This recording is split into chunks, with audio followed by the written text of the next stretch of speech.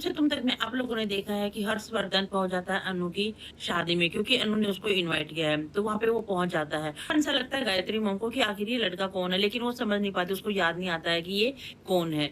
वहाँ पे जो सिद्धि माता है वो ये बोलती हुई हमें नज़र आई है कि अभी समय आने दो, क्योंकि हर्षवर्धन वहाँ पे सवाल पूछ रहा है और पूछना चाहता है कि मैं कौन हूँ, और जिसने मुझे मंदिर में, जिसने मुझे मेरी चोट पे कपड़ा लपेटा था वो कौन है। तो यहाँ पे सीधी माता बोलती है कि समय आने दे, सारी चीजें तुम्हारे सामने अपने आप आ जाएगी, अभी सही टाइम नहीं है। उधर आप लोग देखोगे कि जो सारे हल्दी और मेहंदी का फंक्शन हो चुका है, और हल्दी और मेहंदी के फंक्शन के बाद में शादी में अब एक दिन बचा है। उनका लहंगा और ज्वेलरी सभी चीजें आ जाती हैं, और ये सारी चीजें देख के शर्मा जी और पुष्पा जी काफ़ी ज़्यादा उदास हो जाते हैं। उनको लगता है कि बस हमारी बेटी अभी एक दिन ही हमारे साथ और है। आती है और बोलती है कि आप ये मत सोचना कि मैं आपसे दूर जा रही हूँ, मैं आप जब भी आप मुझे याद करोगे मैं आप लोगों के पास आऊँगी। ये सारी चीज़ें यहाँ पे चल रही होती है, और वो काफ़ी ज़्यादा इमोशनल सीन आप लोगों को देखने को मिलेगा।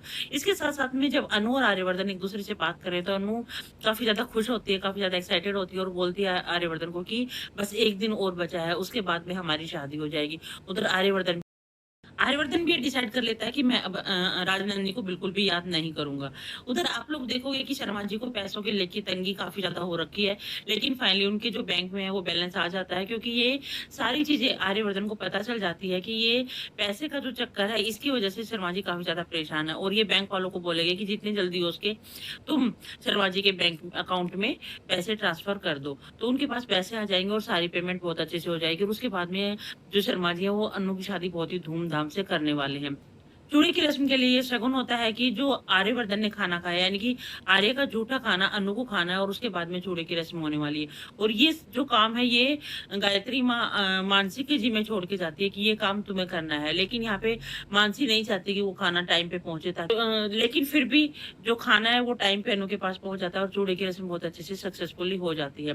तो ये सारी चीज़ें हो रही होती है। अब जो कल का एपिसोड आएगा उसमें आप लोग देखोगे कि अनु और आर्यवर्धन शादी के बंधन में बंध जाएँगे, और उसके बाद में जो अगला दिन आएगा उसमें आप लोग देखोगे कि अनु और आर्यवर्धन का गृह प्रवेश दिखाया जाएगा, और उसके साथ-साथ में अनु और आर्यवर्धन के गृह प्रवेश के साथ-साथ में राजनंदिनी का जो पास्ट है वो भी थोड़ा-थोड़ा अनु के सामने आने लगेगा। पहली बात है कि कितनी जल्दी अनु को ये सारी चीज़ें याद आती है, क्योंकि जैसे ही अनु ने रिंग पहनी थी उसी टाइम पे अनु को राजनंदिनी दिखाई दी थी, और वो बेहोश हो गई थी। अब जब वो घर में चली जाएगी तो आगे क्या आने वाला है? एक बात डेफिनेट है कि शादी के दौरान ही आप लोग राजनंदिनी की एंट्री आप देख लोगे।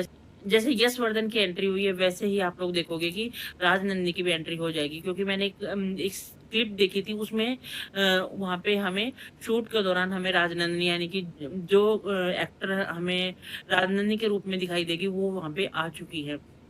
तो ये सारी चीज़ देखने ही वाली है।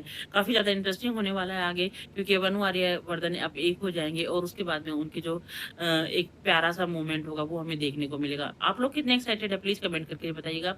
वीडियो अच्छी लगे तो वीडियो को लाइक, चैनल को सब्सक्राइब ज़रूर करना। Thank you guys, bye bye.